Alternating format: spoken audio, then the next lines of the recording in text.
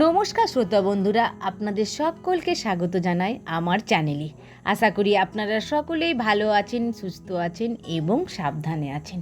আজকে আবারও একটি নতুন ভিডিও নিয়ে এসেছি আপনাদের কাছে। আজকের ভিডিওর মাধ্যমে থাকছে গান্ধারীকে কেন নরক যাত্রা ভোগ করতে হয়েছিল বা কেন গান্ধারীর নরক যাত্রা হয়েছিল। চলুন তাহলে দেরি না করে শুরু করা যাক আজকের ভিডিও।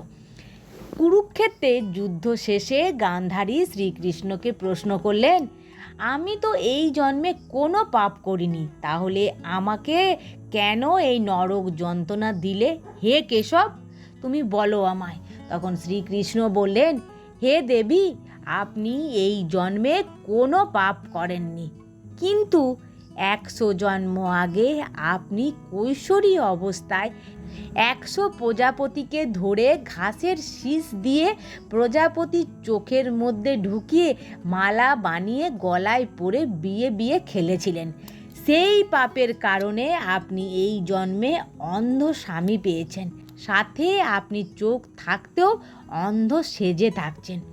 সেই 100 প্রজাপতি যাদের আপনি নৃশংসভাবে মেরে বিয়ে খেলেছিলেন, তারাই এই জন্মে আপনার সন্তান রূপে জন্ম নিয়ে আপনাকে সন্তান হারানোর দুঃখ দিল।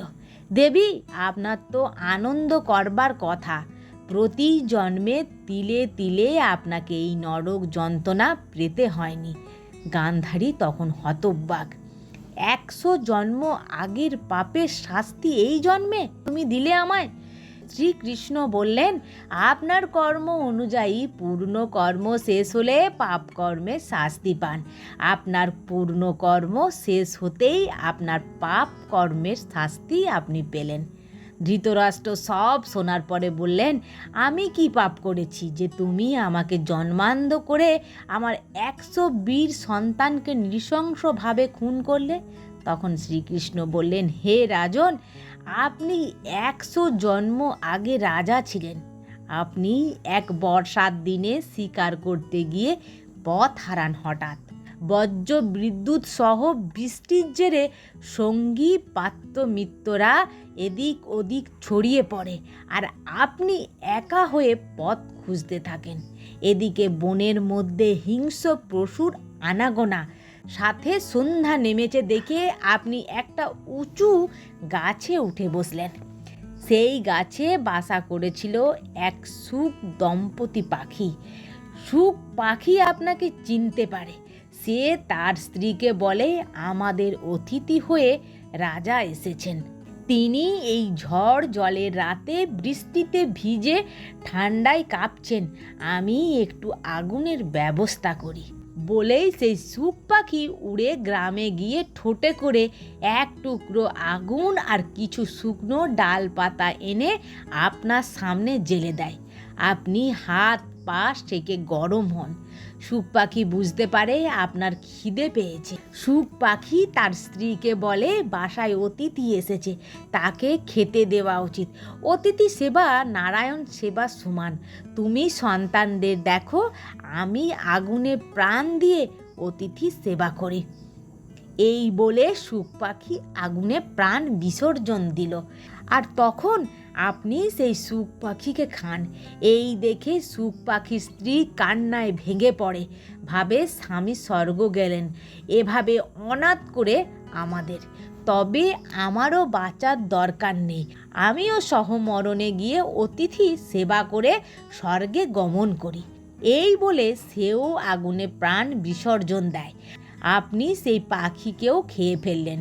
এই পাখি দুটোকে খেয়ে আপনার খিদের কারণে লোভ বাড়ে। আপনি খাবার খুঁজতে খুঁজতে এদিক ওদিক তাকাতেই শুক পাখির 100 উড়তে না পারা সন্তানকে দেখতে পেয়ে যান। গাছের ডাল সেই অসহায় পাখি শিশুদের চোখের মধ্যে ঢুকিয়ে গেঁথে আপনি আগুনে পুড়িয়ে সেই পাখির বাচ্চাগুলোকে খেয়ে আপনি পেট ভরান।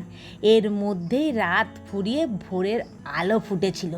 আপনাকে সবাই খুঁজতে এলো। আপনি তাদের গলার স্বর শুনে নিচে নেমে আসেন গাছ থেকে। তারপর সবাই নিজের নিজের রাজ্যে ফিরে যান। আপনার এই নৃশংস শুক পাখি দম্পতির 100 সন্তানকে মারার পাপে আপনি 100 জন্ম পরে জন্মান্ধর সাথে সেই শুক পাখি দম্পতির 100 সন্তানকে মারার পাপে আপনি 100 জন্ম পরে জন্মান্ধর সাথে সেই শুক পাখি দম্পতির 100 সন্তানই এই জন্মে আপনার সন্তান রূপে জন্ম নিয়ে আপনাকে সন্তান হারানোর দুঃখের যন্ত্রণা দিল। শ্রীকৃষ্ণ বললেন, আপনি এই জন্মে বা আগের জন্মে যে পাপ করবেন আপনার পূর্ণ কর্ম শেষ হতেই আপনি সেই পাপ কর্মের শাস্তি হিসেবে ফল ভোগ করবেন।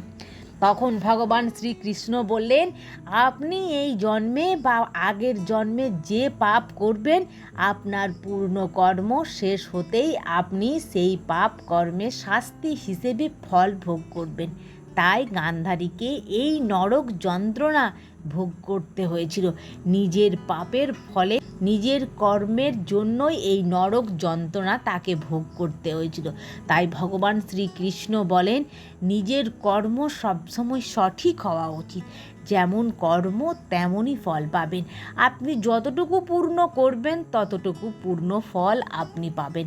কিন্তু যখন থেকেই আপনি খারাপ ফল পাবেন তখন আপনাকে বুঝতে হবে যে আপনার খারাপ কর্ম ছিল, তাতে আগের জীবন হোক বা 100 বছর আগের জন্মেরই হোক, আপনার খারাপ কর্মের ফল আপনাকে ভোগ করতেই হবে।